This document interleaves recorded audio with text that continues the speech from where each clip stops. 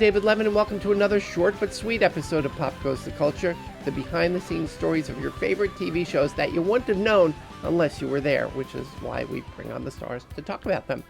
In part 8 of my chat with Ed Asner, he talks about some of his favorite episodes of The Mary Tyler Moore Show, including Chuckles the Clown. There were a couple episodes that were really notable. One was the Chuckles the Clown episode, which everybody remembers. Was it as hilarious to do as, with all those jokes and everything? What was it like actually doing the episode? Well, it's got a great history on its own. When the show came up, there were only 2 shows left to do, and Jay was going to take a vacation on one of them. And so he took the other show. We, the cast, who so loved the script, the David Lloyd script, were so shocked, and he wasn't that great. So Joan Darling came in, and we let her come in, and she won the Emmy for it. All week long we were rehearsing. We loved the show. Our crew was somewhat elderly, and so many jokes about death, they were not responding volubly like usual. So, okay. We'll get them on film. We finally get to Friday run-through. Everything's worked perfectly. We do the run-through. Everything works perfectly. And Alan Burns comes up and says, the show is just lovely. It's perfect. But we're 5 minutes short. 5 minutes.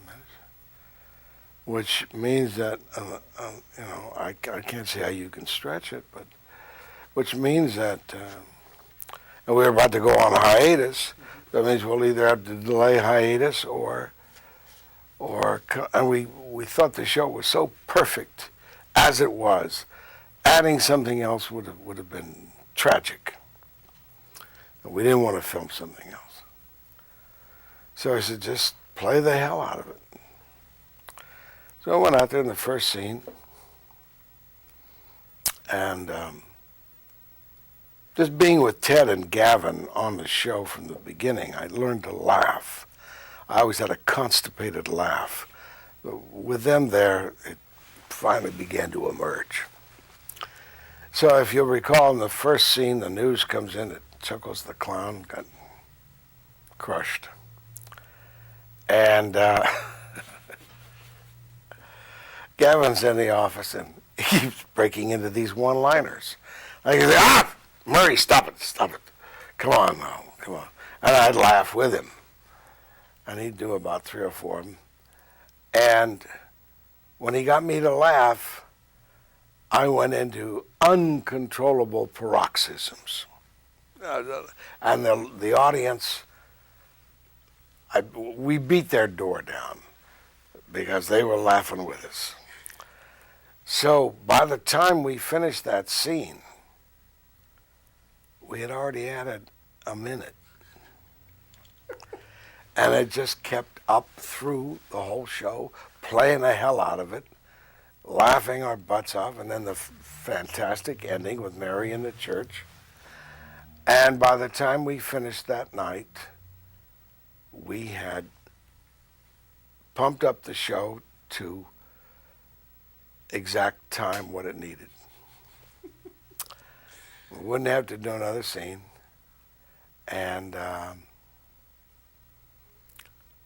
it was a good gun to put us under, because we, as Alan said, played the hell out of it, and we went out there and we played the hell out of it. One of the most memorable episodes. Yeah. That's great. Gavin MacLeod and Barbara Barry told us a great story about an episode. I don't know if you recall it or not. If you do, you can talk about it. And this is an example of really how the audience really responded to all the characters on the show as real people. And apparently, in the original script as written,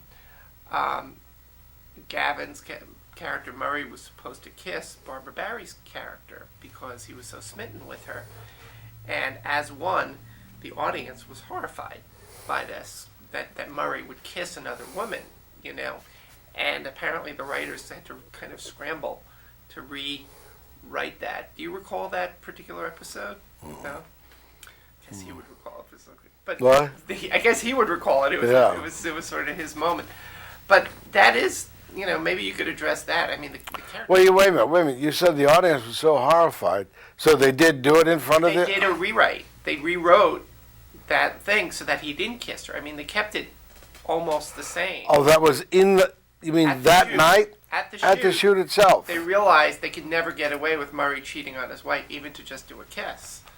And the audience really sort of gave them their quick little focus group. Murray ain't doing this. I didn't remember that. That's funny. Yeah.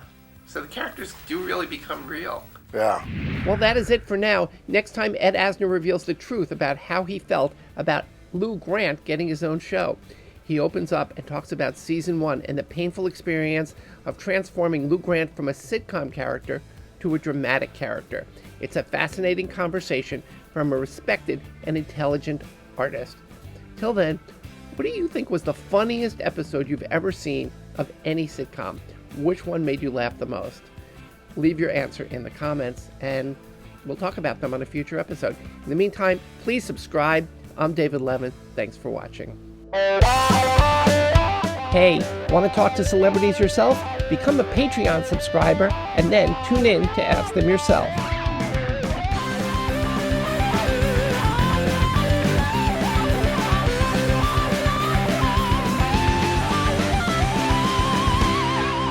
Ouch! Ooh, ow, ow!